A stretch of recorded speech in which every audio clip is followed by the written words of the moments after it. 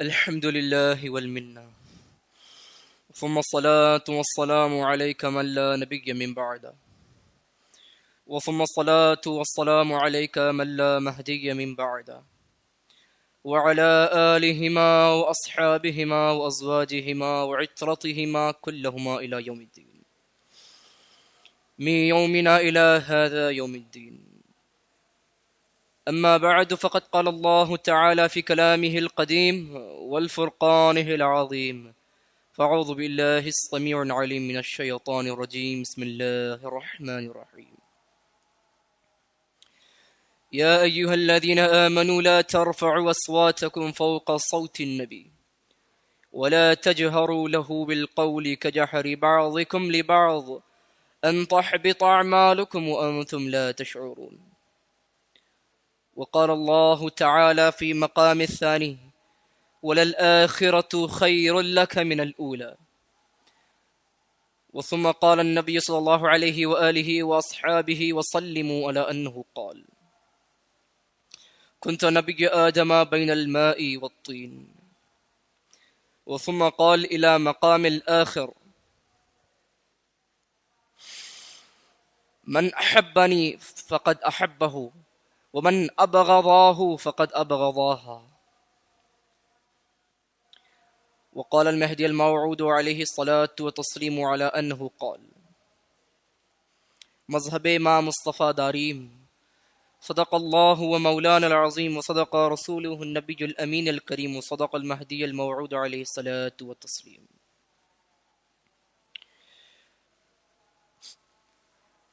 حاضران یوم الجمعہ، مصلیان جمعہ، السلام علیکم ورحمۃ اللہ تعالی وبرکاتہ. تمام حمد و ثنا، تمام عبادات و تمام ریاضات، تمام خیر صدقات اس خدا واحد الوجود، اس قہار متین کے لیے سزاوار ہے. وہ واحد ہے، اس کا کوئی شریک نہیں، اس کے اظہار ربوبیت سے سارا عالم منوع ہے. ایک شخص اپنی زندگی میں کتنی بھی عبادتیں، کتنی بھی ریاضتیں، کتنی بھی خیر صدقات کریں، یہ جتنی بھی امورات شریعہ کی جاتی ہیں، کتنی بھی مدحتیں، کتنی بھی حمد و ثنا، کتنا بھی اس کا شکر بجا لائیں، یہ تمام چیزیں اسی کی ذات کے لیے زیبا رکھتی ہیں. جس طرح کہ آپ سب کو حسب معمول معلوم ہے، یہ مہینہ ان ایام اشہار میں سے ہے کہ جس کی منزلت، کہ جس کی مکرمت تمام مہینوں میں، یعنی دیکھیے رمضان المبارک کو تمام مہینوں میں افضل ترین بیان کیا گیا. اب یہ وہ مہینہ ہے کہ جس میں عبادتیں عروجیت پر پڑتی ہیں. رمضان وہ مہینہ ہوتا ہے کہ جس میں انسان اپنی عبادتوں کو ایک الگ معیار پر پہنچاتا ہے. اس کے بعد جو مہینے آتے ہیں، انسان میں ان مہینوں میں اپنی عبادتوں کو انجام دیتا ہے. لیکن ماہ ربیع الاول وہ مہینہ ہے کہ جس میں خدا آپ کی عبادتوں کو نہیں دیکھتا، خدا آپ کی ان ریاضتوں کو نہیں دیکھتا، خدا آپ کے ان خیراتوں کو نہیں دیکھتا. رب تعالیٰ اگر آپ کی کسی چیز کو دیکھتا ہے تو وہ آپ کی محبت نبی کو دیکھتا ہوگا. دیکھیے ماہ ربیع الاول وہ مہینہ ہے کہ جس میں خاتم نبیین محمد مصطفیٰ صلی اللہ علیہ وآلہ وصحبہ وسلم کی ولادت باسعادتہ ہوئی. یہ وہ مہینہ اولا ہے کہ جس کے صدقہ طفیل، اگر آپ احادیث کا دور کریں، احادیث کا مطالعہ کریں، آپ کو معلوم ہوگا کہ حدیث قدسیہ ہے، رب فرماتا ہے: کنتو کنز المخفیہ فاحببت ان اعرف فخلقت الخلق. پس میں ایک چھپا ہوا خزانہ تھا، چاہا کہ پہچانا جاؤں. فخلقت الخلق، لہذا ایک مخلوق کو پیدا کیا. اب اس مخلوق سے مراد نور محمدی کو لیا جاتا ہے. اگر آپ کتب ارباب سیار کو پڑھیں، اگر آپ ائمہ سیار کی کتابوں کو پڑھیں، جن لوگوں نے کتب سیرت کو لکھا، اگر آپ ان کی کتابوں کو مطالعہ کریں، اس حدیث قدسی کا مفہوم یوں بیان کیا گیا کہ رب تعالیٰ ارشاد فرماتا ہے اس عالم میں میرے سے پہلے کوئی نہ تھا، میرے بعد کوئی نہ تھا، کوئی ایسا موجود نہ تھا کہ جس کو دیکھ کر میں اپنے آپ کو دیکھ سکوں، کوئی ایسا موجود نہ تھا کہ جس کو دیکھ کر میں کہہ سکوں کہ میں اس طرح دکھتا ہوں۔ یعنی مثلا میں بیان کروں کہ خدا ایک ہی تھا، نہ اس سے پہلے کوئی موجود تھا، نہ اس کے بعد کوئی موجود تھا، نہ اس کا ازل ہے، نہ اس کا ابد ہے، نہ وہ یحیی ہے، وہ پاک ہے، ایک ہی ہے جس کو موت کبھی عطا نہیں کی گئی۔ اب خدا نے ایک ایسی مخلوق کو اس ہیلے بنایا کہ رب فرماتا ہے فاحببت، پس چاہا کہ ان عرفا، چاہا کہ میں پہچانا جاؤں، لوگ پہچانے کہ میں ایک ہوں، کہ میری عبادتیں کی جائے، کہ میری ہی ریاضتیں کی جائے، کہ میری ہی راہ میں خیرات کی جائے۔ فخلقت الخلق، لہٰذا ایک مخلوق کو میں نے بنایا۔ اب اس مخلوق سے بنی آدم تھی۔ تمام ارباب سیار اس بات کو ایک متفق ہو کر کہتے ہیں کہ جس مخلوق کو خدا عز و جل نے اس وقت پر بنایا، ارباب سیار لکھتے ہیں کہ وہ نور محمدی تھی کہ جس کے تخلیق کا مقصد صرف ایک تھا، اور فرماتا ہے ایک ایسی مخلوق کو بنایا کہ جس کو دیکھ کر میں یہ سمجھ سکوں کہ میں کس طرح دکھتا ہوں، کہ جس کو اگر دیکھوں، اگر آپ آئینے کو دیکھتے ہیں تو اس میں آپ اپنا عکس کو دیکھتے ہیں، آپ اپنی صورت کو، آپ اپنی شباہت کو دیکھتے ہیں۔ اب بتائیے، خدا وہ تھا کہ جس کے پاس اس وقت پر کوئی موجود نہ تھا، خدا وہ تھا کہ جس کے پاس اس وقت پر کوئی شے موجود نہ تھی، لہٰذا رب العزت نے ایک ایسی مخلوق کو اس وقت پر بنایا کہ لہٰذا جس سے وہ دیکھ سکے کہ وہ کس طرح دکھتا ہو، کہ معلوم ہو سکے کہ خدا کتنا حسین و جمیل تھا، کہ خدا کی یعنی اس کے حسن و جمال کتنا عروجیت پر تھا۔ لہٰذا اللہ نے ایک مخلوق کو ایسی بنایا کہ جب اس کو بنایا رب نے فرمایا یا محمد انت محمد لکلھا،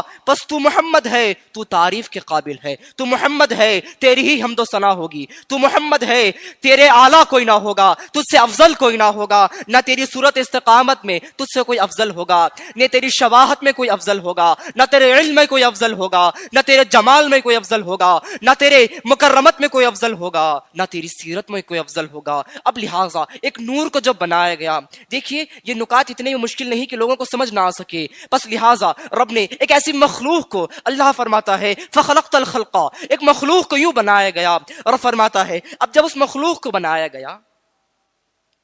اب دیکھیے ایک مثال سے میں آپ کو یہ نقطہ سمجھانا چاہتا ہوں۔ اگر آپ دیکھیں کہ ایک ڈکر کا ایک کیڑا ہوتا ہے، ڈکر کا کیڑا ایک ایسا کیڑا ہوتا ہے کہ جو اولاد کو پیدا نہیں کر سکتا۔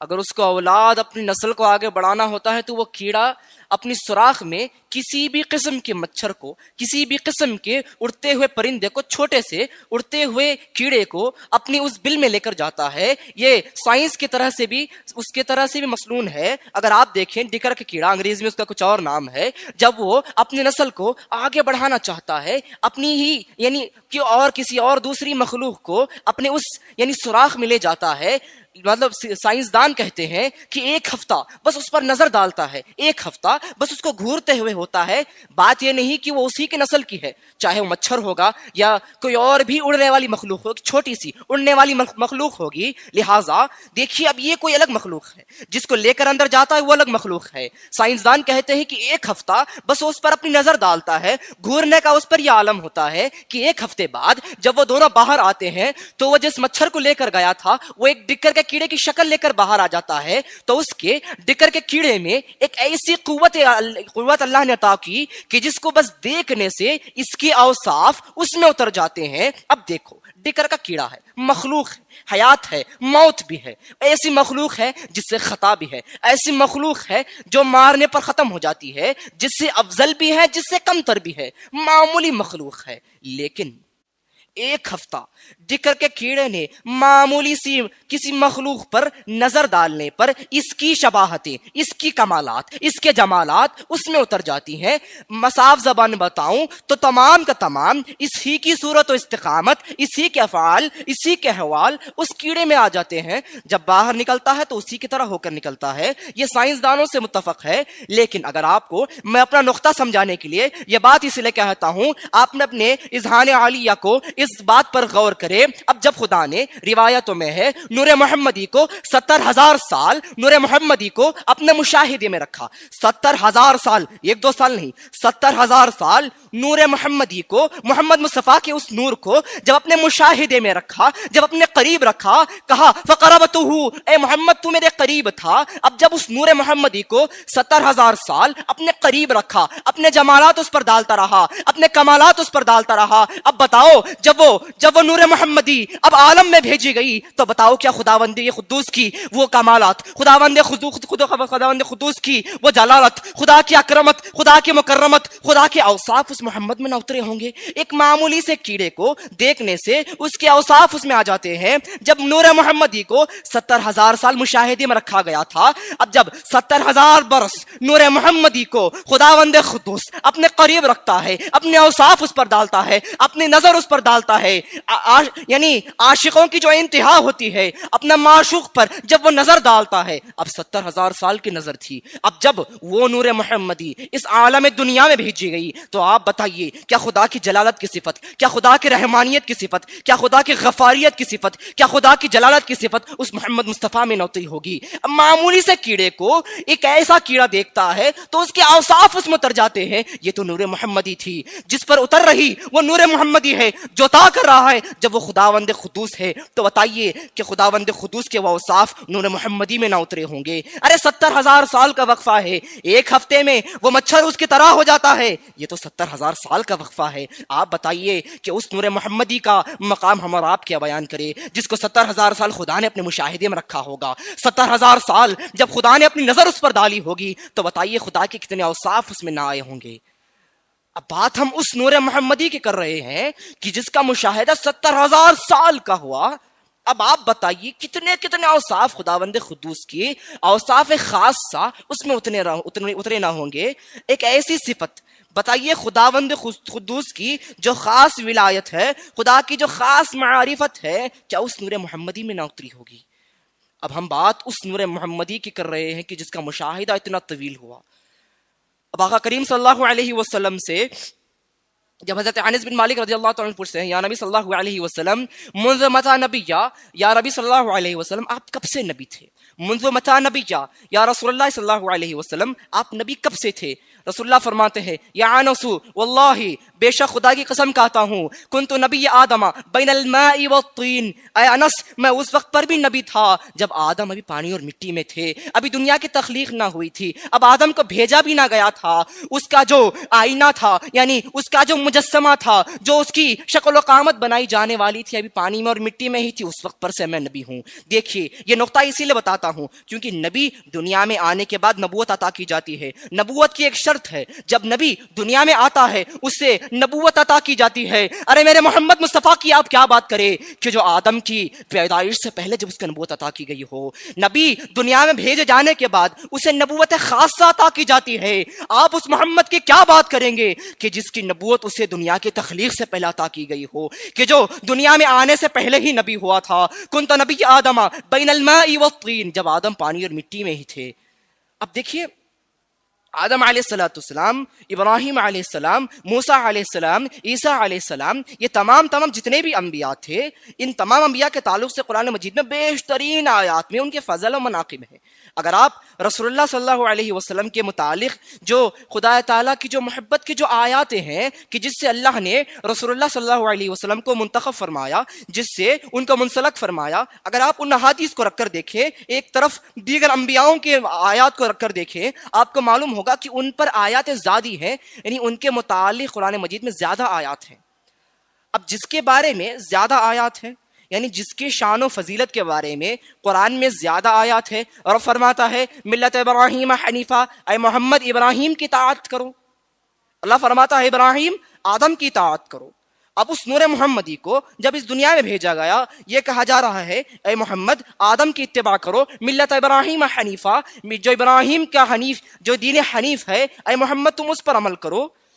اب معلوم ہوا کہ آدم علیہ السلام کا مقام قرآن مجید میں بیشترین آیات میں کیا گیا، آدم علیہ السلام کا تذکرہ فرمایا گیا، نوح علیہ السلام کا کیا گیا، لیکن دیکھیے اللہ کا جو نظام ہے، جو نظام خداوندی ہے، رب فرماتا ہے وَلَلْآخِرَةُ خَيْرٌ لَكَ مِنَ الْأُولَىٰ، جو آخر میں آتا ہے پہلے والوں سے بہتر ہوتا ہے، وَلَلْآخِرَةُ خَيْرٌ لَكَ مِنَ الْأُولَىٰ، پہلے والوں کی کتنی بھی تعریف کی جائیں آخر والا سب پر بہتری رکھتا ہے، وَلَلْآخِرَةُ آخر والا خَيْرٌ لَكَ مِنَ الْأُولَىٰ، تم پہلے والوں کی کتنی بھی مدحتیں کرو، پہلے والوں کے شان میں کتنی بھی آیاتیں اترو، چاہے سورہ یوسف ہو، چاہے سورہ ابراہیم ہو، سورہ ہود ہو، سورہ بنی اسرائیل ہو، سورہ آل عمران ہو، ان کے متعلق آپ سوروں کو کیوں نہ پڑھے، لیکن یہ وہ تھے جو پہلے آئے ہوئے تھے، یہ وہ تھے جو اول میں آئے تھے، اور فرماتا ہے وَلَلْآخِرَةُ خَيْرٌ لَكَ مِنَ الْأُولَىٰ، پس جس کو آخر میں بھیجا جائے گا وہ تمام اولین پر سبقت رکھے گا۔ اب آپ بتائیے، دیکھیے رسول اللہ صلی اللہ علیہ وسلم کو اتنے آخر میں بھیجے جانے کا مقصد کیا تھا ہوگا؟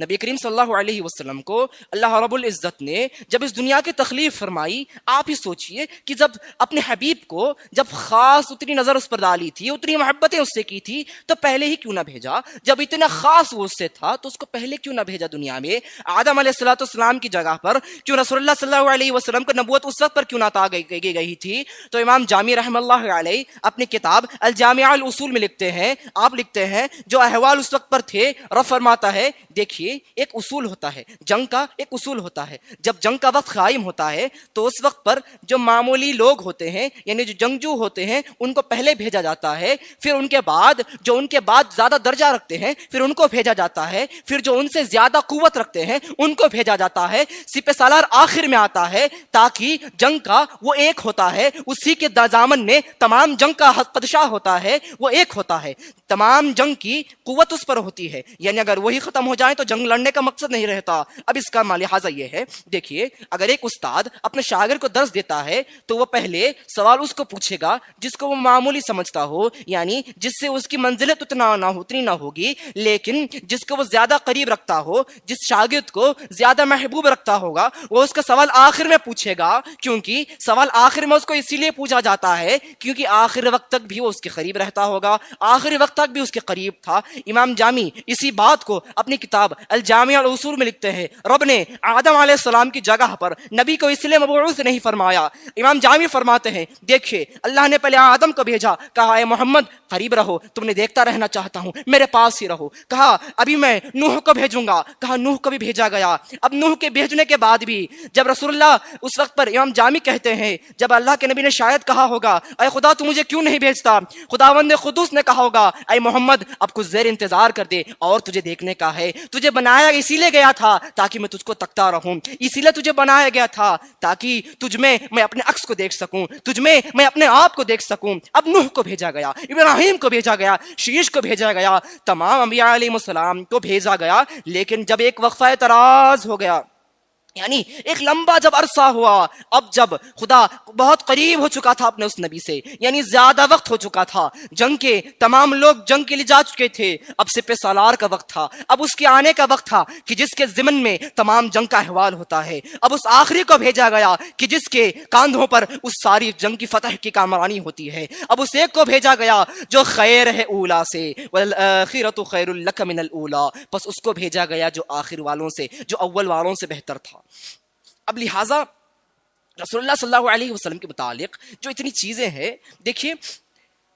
امام جامی یہ لکھتے ہیں کہ دیکھیے آدم علیہ السلام، موسیٰ علیہ السلام، نوح علیہ السلام، ان تمام انبیاء علیہ السلام کے پاس الگ الگ صفتیں تھی۔ اگر آپ دیکھیں کہ نوح علیہ السلام کے دور میں اگر میں کہوں انفراسٹرکچر عروج پر تھا، اس وقت پر چیزیں بنانے کی ترکیب عروج پر تھی، لہٰذا انہوں نے ایک بڑی جہاز بنایا، انفراسٹرکچر اس وقت پر عروج پر تھا، لہٰذا ایک بڑی کشتی بنائی گئی۔ اب اس کے بعد اگر آپ دیکھیں حضرت ابراہیم علیہ السلام پر، ابراہیم علیہ السلام کے دور میں اس وقت پر عمارتیں بنانے عروج پر تھی، یعنی عمارت اتنی اونچی کشتی اٹھائی جا رہی تھی، لہٰذا خدا فرماتا ہے اے ابراہیم تو ایسی عمارت بنا کہ جو تمام عالم میں ایک ہوگی، ایک ایسی عمارت بنا جو تمام یعنی بیتوں میں، تمام گھروں میں افضلیت رکھے گی۔ لہٰذا ابراہیم کو ایک ایسی صفت دی گئی جو اس وقت پر عروج پر تھی۔ اب اس کے بعد جب موسیٰ علیہ السلام کا دور آیا، اس وقت پر دور ایسا تھا کہ اس وقت پر سحر، جادو عروج پر تھا۔ اب جادو کے وقت میں لوگ اتنا عروجیت پر تھے،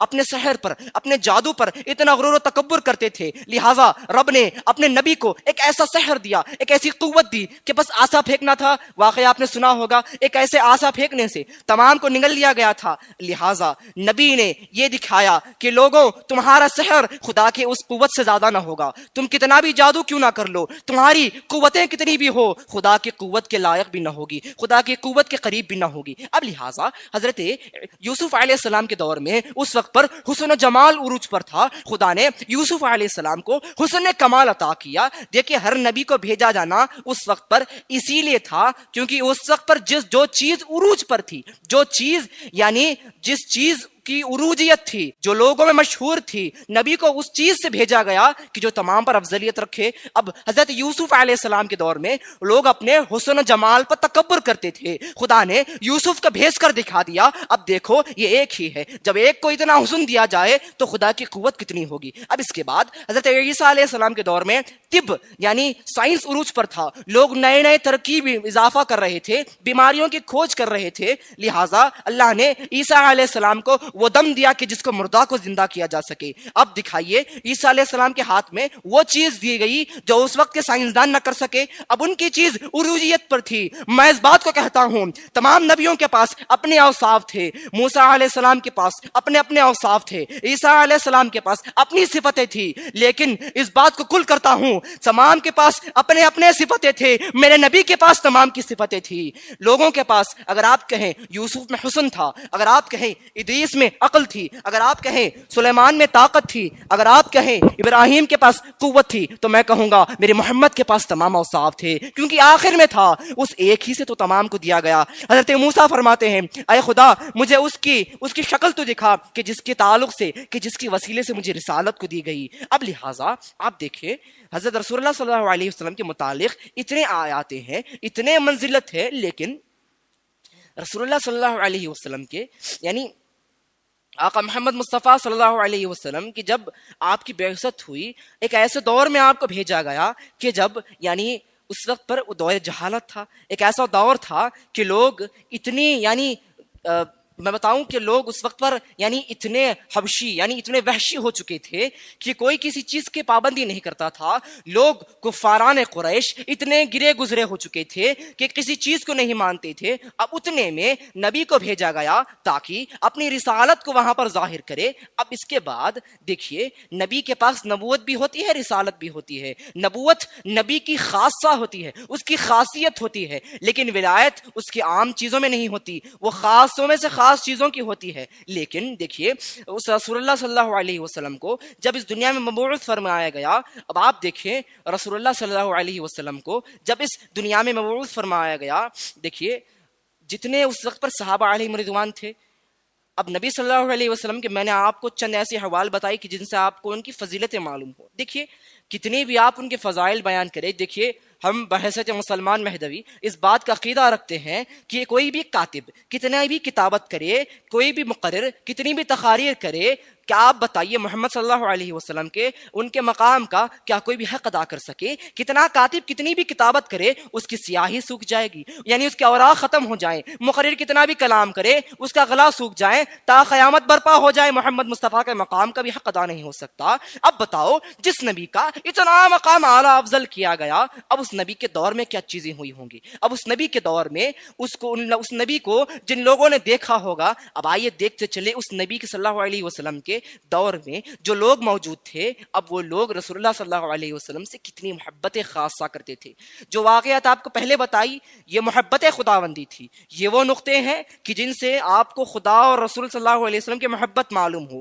ایک اور روایت ایسی ہے کہ جب اللہ رب العزت نے، دیکھیے کوئی غلوی بات نہیں، کتاب سے مستند ہے، اللہ رب العزت ربوبیت کا یعنی اس وقت پر وہ تخلیق کی بات کی جاتی ہے کہ جب عرش کو بنایا گیا، جب اللہ نے عرش کی تخلیق فرمائی، روایتوں میں ہے کہ عرش اس وقت پر کانپ رہا تھا، یعنی عرش اس وقت پر ٹھہرا ہوا نہ تھا۔ امام جامی اپنی کتاب میں لکھتے ہیں عرش جب تخلیق کی گئی وہ کانپ رہا تھا، لرز رہا تھا، اس پر کوئی ستون نہ تھا تاکہ وہ کھڑا رہ سکے، وہ لرزیت پر آ رہا تھا۔ جب خدا نے اس پر ایک چیز لکھی اور فرماتا ہے لا الہ الا اللہ محمد رسول اللہ، اب یہ چیز لکھنا تھا۔ امام جامی فرماتے ہیں اب جو عرش لرز رہا تھا، یعنی خدا کی ربوبیت کو دیکھ کر جب لرز رہا تھا، اب یہ کلمہ اس پر لکھنا تھا، وہ عرش سکنت قائم کرتا ہے، وہ عرش سکونیت قائم کر لیتا ہے۔ اب اس کے بعد معلوم آپ کو یہ ہوگا یہ خداوند قدوس اور نبی صلی اللہ علیہ وسلم کے محبت کا حوال ہے، یہ معشوق اور عاشق کے درمیان کا مسئلہ ہے، ان دونوں کے محبت کا ترانہ ہے۔ لیکن دیکھیے خدا وہ جو خلاق، محمد وہ کہ جو معشوق خدا تھے۔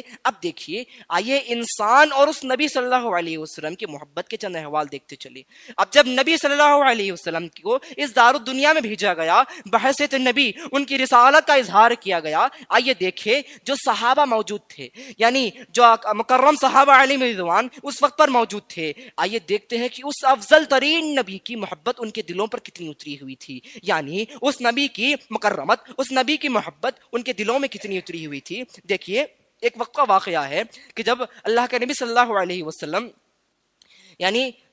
روایتوں میں ہے کہ جب نبی صلی اللہ علیہ وسلم کے آپ کے یعنی وصال سے، آپ کے انتقال سے قریب ایک ہفتہ پہلے نبی صلی اللہ علیہ وسلم 3 دن اپنے گھر سے باہر نہیں آئے تھے، مسجد نبوی میں آپ نماز پڑھانے کے لیے نہیں آئے ہوئے تھے۔ اب اس بات کو ایک اہم نقطہ ہے، غور کرے، نبی صلی اللہ علیہ وسلم 3 دن مسجد نبوی تشریف نہیں لاتے۔ اس وقت پر ایک ماحول ایسا تھا، امام حضرت ابو ہریرہ رضی اللہ تعالیٰ عنہ ارشاد فرماتے ہیں الحظۃ بہذا بدون النبی بقیامتھا، ایک لحظہ نبی کے بغیر ہمارے اوپر قیامت گزرتی تھی۔ اب جب نبی علیہ السلام 3 دن تک مسجد نبوی تشریف نہیں لائے تھے، اب سوچو وہ صحابہ علیہم رضوان کے دلوں کا کیا حال ہوا ہوگا۔ وہ فرماتے ہیں ایک لحظہ نہیں آتے تو ہم پر قیامت گزرتی تھی، ایک لحظہ نبی کے بغیر دید کے ہم پر قیامت گزر جاتی تھی۔ اب جب وہ نبی 3 دن تک مسجد نہیں آئے تھے، علالت تھی، یعنی آپ اس وقت پر آپ پر علالیتی کیفیت طاری ہوئی تھی، مسجد 3 دن تک نہیں آئے تھے۔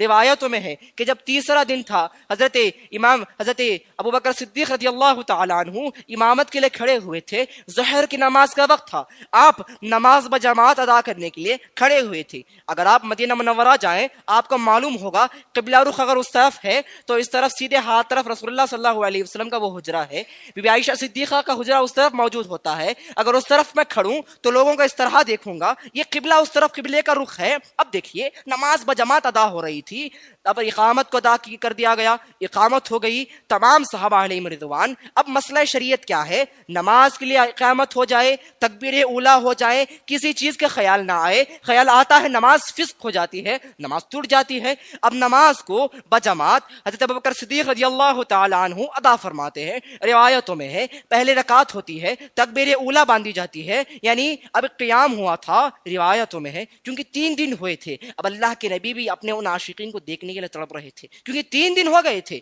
ابھی ان صحابہ کو نہیں دیکھا تھا کہ جن کی زندگیاں نبی کے بغیر کچھ نہیں تھی۔ حضرت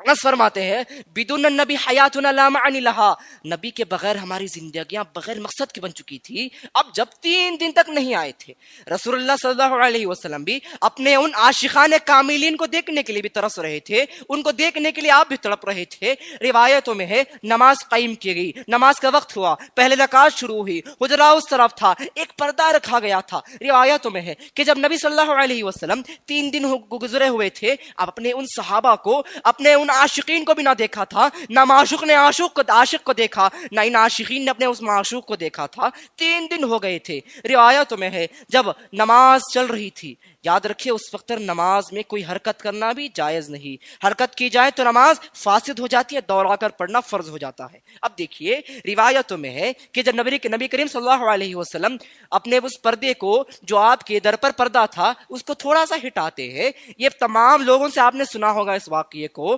لیکن دیکھیے اس کی افضلیت آپ کو میں یوں ہی بتاتا ہوں، اس کو اگر آپ 1000 بار بھی سنیں، اگر عاشق کی نظر سے دیکھیں گے تو آپ کو اس میں عشق ہی معلوم ہوتا ہے۔ اب دیکھیے پردہ ہٹتا ہے اس طرف معشوق تھے کہ جس کی محبت میں یہ تمام نمازیں پڑھ رہے تھے. اب نماز بجماعت قائم ہوئی, اللہ اکبر کہہ کر نماز باندھی گئی, تمام کی توجہ خدا کی طرف ہی تھی, نماز بجماعت ہو رہی تھی, قرات ہو رہی تھی. اب نبی کریم اس وقت پر کھڑے ہوئے تھے, پردے کو ہٹایا گیا. اب آپ بتائیے, اگر آپ باجماعت نماز ادا کر رہے ہیں, کوئی اگر اس طرف سے پردہ ہٹا کر آپ کو دیکھتا ہے تو بتائیے کہ آپ کو معلوم ہوگا. یہ بات تو ایسی ہے کہ وہ اتنی دور ہے آپ کو معلوم نہیں ہوگا. اگر سامنے ہوتا تو دیکھ کر بول سکتے ہیں کہ کوئی ہمیں دیکھ رہا ہے. لیکن صحابہ اس وقت پر جب قیام یعنی آپ کا قیام قبل رخ تھا, اس وقت پر ادھر سے پردہ ہٹایا گیا تھا. روایتوں میں ہے, امام جامی جو محمد مصطفیٰ صلی اللہ علیہ وسلم کے یعنی تابعین میں کاملین محبت کرنے والوں میں سے تھی, ان کے متعلق آپ کو بہت ساری محبت کی روایتیں آپ کو ملیں گی. اب اس طرف سے پردہ ہٹایا گیا تھا. نبی بھی تو تڑپ رہے تھے اپنے صحابہ کو دیکھنے کے لیے, 3 دن ہو گئے تھے, پردے کو ہٹایا گیا. روایتوں میں ہے کہ جب نبی کریم صلی اللہ علیہ وسلم اپنی اس کھڑکی سے, جب اپنے چہرے کاشن نبوت سے, جب اپنے چہرے مبارکہ کو جب اس کھڑکی کے درمیان لاتے ہیں دیکھنے کے لیے کہ میرے صحابہ میرے بغیر نماز کس طرح ادا کرتے ہیں, جب مسجد میں صحابہ کے اس حال کو دیکھا گیا, روایتوں میں ہے تمام کے تمام صحابہ اس وقت پر, کیونکہ نماز میں حرکت کرنا جائز نہیں, حرکت کی جائے تو نماز فاسد ہو جاتی ہے, اب ہاتھوں کو یوں باندھا گیا تھا. روایتوں میں ہے صحابہ یوں ہاتھوں کو مارتے ہیں تاکہ حضرت ابوبکر صدیق کو معلوم ہو جائے نبی کریم ادھر دیکھ رہے تھے. اب روایتوں میں ہے جب نبی کریم اس وقت پر نظر ڈالتے ہیں, تمام کے تمام صحابہ اپنے آپ کو, کیونکہ متوجہ لجہت الکعبۃ الشریفۃ کہہ کر نماز قائم کی جاتی ہے, توجہ قبلے کی طرف یعنی اپنی چہرے کی توجہ خدا قبلے کی طرف ہو, توجہ خدا کی طرف ہو. اب سامنے کھڑے ہوئے تھے, نبی کریم ادھر سے دیکھتے ہیں. روایتوں میں ہے اس وقت پر 70 صحابہ موجود تھے, 70 صحابہ کی صف قائم تھی. تمام کے تمام اپنے چہرے کو نبی کریم کی طرف رخ کر دیتے ہیں. جسم تو ادھر تھا, قیام ادھر تھا, لیکن صورتوں کو نبی کریم کی طرف اپنی چہروں کو موڑ دیتے ہیں. دیکھیے ہر وقت منافقین بھی تھے, عاشقین بھی تھے. اب اس وقت منافق بھی تھے, ظاہر سی بات ہے, آج بھی تھے تب بھی تھے. اب منافقین تھے, نماز ادا ہو گئی, منافقین آئے, یا رسول اللہ صلی اللہ علیہ وسلم جتنے لوگوں نے جن صحابہ نے نماز ادا کی تمام کی نمازیں ٹوٹ گئی یا رسول اللہ. رسول اللہ نے پوچھا ہے شخص کیا ماجرا ہے, نماز تو انہوں نے ادا کی, پھر ان کی نماز کیوں ٹوٹ گئی؟ وہ منافق کہتا ہے یا رسول اللہ آپ نے ہی تو کہا تھا اگر چہرہ قبلے کی رخ نہ ہو تو نماز ادا نہیں ہوتی. یا رسول اللہ یہ کعبے کی طرف قبلہ کر تھے, لیکن جب آپ نے اپنے چہرے کو اس کھڑکی کی طرف سے رخ کیا ان صحابہ کی طرف, یا رسول اللہ ان تمام نے کعبے کے رخ کو چھوڑ کر آپ کی طرف رخ کر دیا. یا رسول اللہ ان کی نمازیں تو ٹوٹ گئی, اب بتائیے ان کو نماز پھر سے پڑھنے کا حکم دیجئے. اللہ کے نبی فرماتے ہیں یا ایھا المنافقون, اے منافق تو اس بات کو نہیں جانتا جن لوگوں کی عبادتیں ان کی نماز معراج کو پہنچی ہے. کیوں؟ نبی کریم فرماتے ہیں پہلے کعبے کو رخ کیے ہوئے تھے, پہلے رخ کعبے کی طرف تھا, جب دیکھا کعبہ کا کعبہ نظر آیا تو بتاؤ ان کا رخ کیوں اس طرف نہ پھرے. اس بات کو اس لیے بتاتا ہوں کیونکہ جب فتح مکہ کا واقعہ تھا, اب مکے کو فتح کیا گیا تھا, حضرت رسول اللہ نے فرمایا یا بلال اب جا کر تم اذان دو, کعبے کے اوپر چڑھ کر اذان دو. اب حضرت بلال رضی اللہ تعالیٰ عنہ کعبے کے اوپر چڑھتے ہیں اذان دینے کے لیے. اذان کا ایک مسئلہ ہے, اونچی عمارت پر کھڑ کر پہلے اذان دی جاتی تھی, اب سب سے اونچی عمارت کعبۃ اللہ کے علاوہ اور کوئی چیز نہ تھی. اب کعبے پر حضرت بلال رضی اللہ عنہ چڑھتے ہیں, کونیوں کے اور گھٹنوں کے بل چڑھتے ہیں, کیونکہ سب سے عظیم مقام وہی ہے, کیسے اپنے پیروں کو وہاں لگاتے. اب کونیوں کے گھٹنوں کے بل اوپر چڑھتے ہیں. اب جب حضرت بلال اوپر پہنچ گئے, اب جب آپ نے رخ کیا آپ حیران ہوئے, آپ نے دل ہی دل میں سوچا مدینے میں ہوتا تو اس کعبے کا رخ کرتا, مدینے میں اگر کھڑا ہوتا رسول اللہ اگر کہتے تھے اذان دو یا بلال, اس کعبے کو رخ کرتا تھا. اب سوال کیا یا رسول اللہ صلی اللہ علیہ وسلم جب مدینے میں ہوتا آپ کہتے اذان دو, اس کعبے کو رخ کر اذان دیتا. یا رسول اللہ اب اس کعبے کے اوپر کھڑا ہوں, خدا نے مجھے اتنا مقام عطا کیا, آج اسی کے اوپر کھڑا ہوا ہوں. یا رسول اللہ اب کہاں دیکھ کر اپنی اذان کو بلند کروں, یعنی اپنی اذان کی آواز کس جگہ دیکھ کر بلند کروں. رسول اللہ فرماتے ہیں وتوجہوا بانی, یا بلال اپنی توجہ میری طرف کرو, میں اس کعبے کا کعبہ ہوں. اب جب اس روایت سے معلوم ہوا کعبے کا کعبہ جب محمد تھے تو معلوم ہوگا کہ جب صحابہ کعبے کی رخ تھے, اب جب اس کعبے کے کعبے کو صحابہ نے دیکھا تو بتائیے صحابہ اپنے چہروں کو کیوں رخ نہ کرے. ان کی نمازیں اللہ کے نبی فرماتے ہیں الصلاۃ بمعراجی, ان کی نمازیں معراج کو پہنچ چکی تھی کیونکہ کعبے کو نظر ڈال دی تھی. اب یہ صحابہ کی چند محبت کے 1-2 واقعات آپ کے سامنے میں نے عرض کیے. یہ وہ واقعات تھے کہ جس سے حلاوت الایمان ہوتا ہے، ایمان میں ایک حلاوت پیدا ہوتی ہے۔ لیکن اب جب اس نبی صلی اللہ علیہ وسلم سے اتنی ہی محبت تھی صحابہ کی، یعنی ان کی جتنی محبت شاید ہی قیامت تک بھی کوئی نہ کر سکے، وہ عاشقان مصطفیٰ تھے۔ اب جب انہی کے دور میں نبی کریم صلی اللہ علیہ وسلم کا وصال ہوا، جب آپ کا انتقال ہوا، آپ بتائیے ان صحابہ کے دلوں کا حال اس وقت پر کیا ہوا تھا کہ جن کے بغیر ان کی زندگیاں بغیر مقصد کے تھی۔ اب اس وقت پر جب ان کے سامنے وہی نبی، ان کے معشوق کا وصال ہو گیا ہو، ان کے دل کا کیا حال ہوا ہوگا، ان کے دل پر کیا بات گراں گزری ہوگی۔ روایتوں میں ہے، ایک واقعہ یوں بیان کیا جاتا ہے کہ ایک صحابی رسول اپنے کھیت میں کام کر رہے تھے۔ واقعہ بڑا مشہور ہے۔ آپ اپنے کھیت میں کام کر رہے تھے، آپ کلہاڑی سے زمین کو کھینچ رہے تھے۔ آپ نے آپ کے بیٹے چونکہ مسجد نبوی سے گزر کر آ رہے تھے، کہا یا ابی اے میرے باپ، ان رسول اللہ قد مات، اللہ کے نبی کا انتقال ہو چکا، ان رسول اللہ قد مات، اللہ کے نبی کا انتقال ہوا۔ اب وہ صحابی اس بات کو سنتے ہیں کہ اللہ کے نبی کا انتقال ہو گیا، ان کا وہ عقیدہ تھا، ان کا وہ منزلت تھی کہ نبی کے بغیر زندگی بغیر مقصد تھی۔ اب ان کلمات کو اپنے فرزند کے زبان سے سنا، ان رسول اللہ قد مات، اب نبی انتقال کر گئے۔ روایتوں میں ہے آپ اپنی اس کلہاڑی کو زمین کی طرف پھینکتے ہوئے کہتے ہیں، یا اللہ، اے خدا، اب تو میری ان آنکھوں کو لے لے، ان آنکھوں کی مجھے ضرورت نہیں، اے خدا یہ آنکھیں محمد مصطفیٰ کی دید ہی کے لیے تھی، اب محمد نہیں رہے تو ان آنکھوں کی مجھے ضرورت نہیں۔ اب جب دیکھیں صحابہ کا وہ عقیدہ تھا، صحابہ کا اس وقت پر وہ حال تھا کہ وہ صحابی کہہ رہے تھے، اے خدا تو اسی وقت میری ان آنکھوں کو مجھ سے جدا کر دے، یہ آنکھیں سوائے نبی کے دیدار کے لیے کسی کے لیے نہیں تھی۔ اب جب وہ نبی ہی نہیں رہے، اے خدا ان آنکھوں کا رہنا مجھ پر مخفی نہیں، یہ آنکھیں میرے لیے اب جائز نہیں، یہ آنکھیں صرف نبی کو دیکھنے ہی کے لیے تو تھی، اے خدا اب وہ نبی ہی موجود نہیں، اب ان آنکھوں کو تو مجھ پر اٹھا لے، ان آنکھوں کی اب مجھے ضرورت ہی نہیں۔ اب لہٰذا آنکھوں کو اسی وقت پر وہ نابینا ہو جاتے ہیں، کیونکہ خدا بھی ان عاشقین کی احوال کو جانتا تھا۔ اب آنکھوں سے وہ نابینا ہو گئے۔ روایتوں میں ہے جب نبی علیہ السلام کا انتقال ہوا، 700 صحابہ، اس عدد کو یاد رکھے، 700 صحابہ اس وقت پر دل کی علالت سے انتقال کر گئے، جس کو آج آپ اپنی زبان میں ہارٹ اٹیک کہتے ہیں۔ روایتوں میں ہے الجامع الاصول میں لکھا ہے کہ 700 صحابہ اس وقت پر دل کی علالت سے انتقال کر جاتے ہیں، کیونکہ زبان سے یہ کلمات سنے کہ رسول اللہ کا انتقال ہوا، کہ جب ان کی زندگی انہی کا مقصد تھا، نبی ہی پر اول تھا، نبی ہی پر آخر تھا، اب نبی کے بغیر بے مقصد تھی زندگی۔ اب جب یہ بات سن لیا کہ نبی نہیں رہے اس دنیا میں، اب ان کی وجود اس اپنے آنکھوں کے سامنے اب کبھی نہیں دیکھ سکتے، اب دل کی علالت سے روایتوں میں ہے 700 صحابہ اس وقت پر انتقال کر جاتے ہیں۔ دیکھیے یہ صحابہ کا تھا۔ اب میں نے خدا تعالیٰ اور اس رسول کے چند احوال آپ کے سامنے کہے، اور اس مخلوق انسانوں کے تعلق سے چند احوال بتائے، لیکن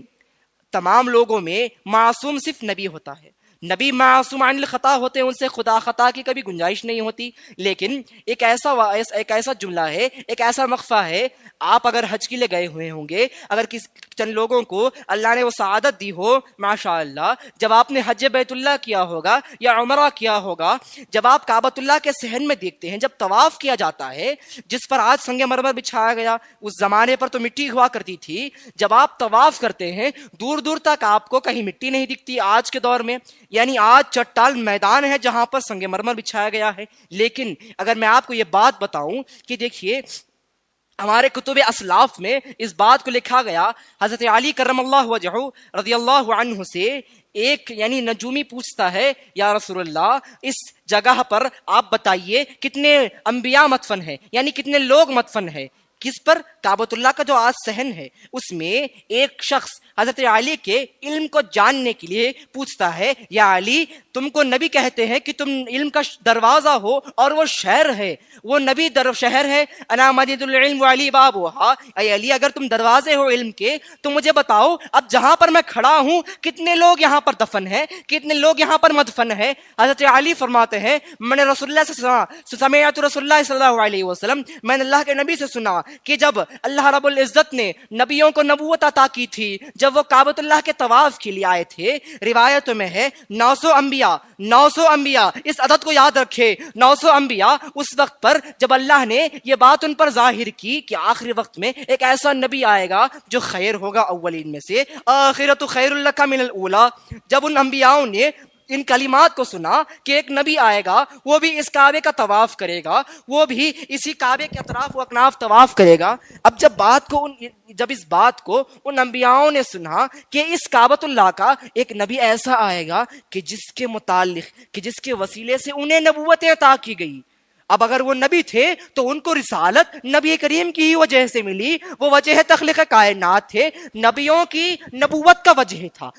رسولوں کی رسالت کی وجہ تھے۔ اب جب ان انبیاؤں کو یہ بات معلوم ہوئی کہ ایک ایسا نبی آئے گا، مکے میں پیدائش اس کی ہوگی، اس کعبۃ اللہ کا وہ طواف کرے گا، اب جب ان انبیاؤں نے اس بات کو سنی، دیکھیے یہ بات اہم مستند ہے، کتاب سے روایت ہے، حضرت علی کے فرمان سے ثابت ہے، حضرت علی فرماتے ہیں رسول اللہ سے سنا تھا میں نے کہ جس کعبۃ اللہ کا ہم اور آپ آج طواف کرتے ہیں اس کے نیچے آج 900 انبیاء مدفن ہے۔ آپ کو یہ بات سن کر حیرانی ہوگی کہ جس کا آپ طواف کرتے ہیں، جس سنگ مرمر کی زمین پر آپ طواف کرتے ہیں، اس کے نیچے 900 انبیاء مدفن ہے۔ آپ بولیں گے کہ یہ بات تو ہونے والی نہیں، کیونکہ انبیاؤں کے قبریں اس طرح کیوں ملامانی مٹا دیے جائیں گی، ان کے نیچے کیوں اس سنگ مرمر اوپر بچھایا جائے گا؟ دیکھیے یہ ہزاروں سال پہلے کا واقعہ گزرا ہے۔ ان انبیاؤں کو جب یہ بات معلوم ہوئی کہ ایک ایسا نبی آئے گا کہ جس کے وجہ سے ان کو نبوت عطا کی گئی تھی،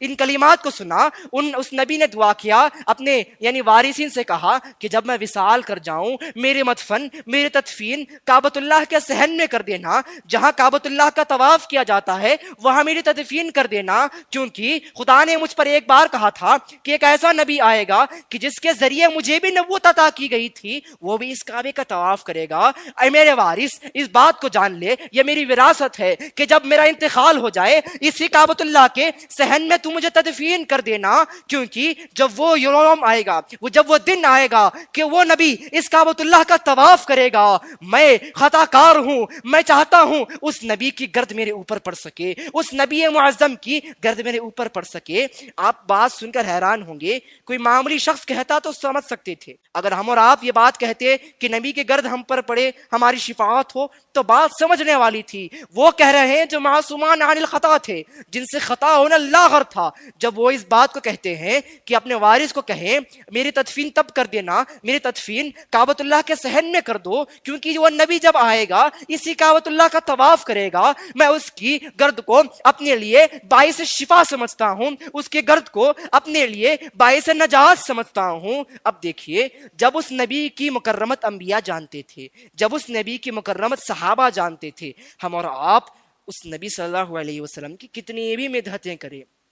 آپ کے متعلق ہم اور آپ کتنے بھی احوال بیان کرے، آج قوم میں ایسے ایسے فرقے ہیں جو شاید اس نبی علیہ السلام کی ان کے شان میں گستاخیاں کرتے ہیں۔ غیر میرا مضمون تو یہ نہیں کہ ان کے تعلق سے ہم کسی پر رد نہیں کرتے، کسی کے متعلق ہم انگلیاں نہیں اٹھاتے، لیکن آخری بات کہتا چلوں، دیکھیے ہمارا عقیدہ وہ ہے کہ اپنی عبادت سے ہی ہم بس ہیں، اپنی عبادت ہم اپنی کلام امانت پر رکھتے ہیں۔ اب دیکھیے اگر ایک انسان ہے، اگر میں ایک انسان کو کہوں کہ تو انسان ہے تو یہ ہنسنے والی بات ہو جائے گی۔ انسان ہے اس کو انسان کہنا بے مقصد بات ہوگی، انسان کو انسان کہنا بے مقصد بات ہوتی ہے، کیونکہ یہ بات ظاہر ہے کہ وہ انسان ہے، اس کو انسان کہنا معمولی بات ہے، ہنسنے والی بات ہے۔ اگر آپ جانور کہیں تو شاید دوسری بات ہو سکتی ہے، لیکن انسان کو انسان کہنا بے مطلب بات ہے۔ جو چیز وہ چیز ہے ہی پہلے سے، اسے وہ چیز سے پکارنا بغیر مقصد ہے۔ اسی طرح جب قرآن میں اللہ نے فرمایا، رب فرماتا ہے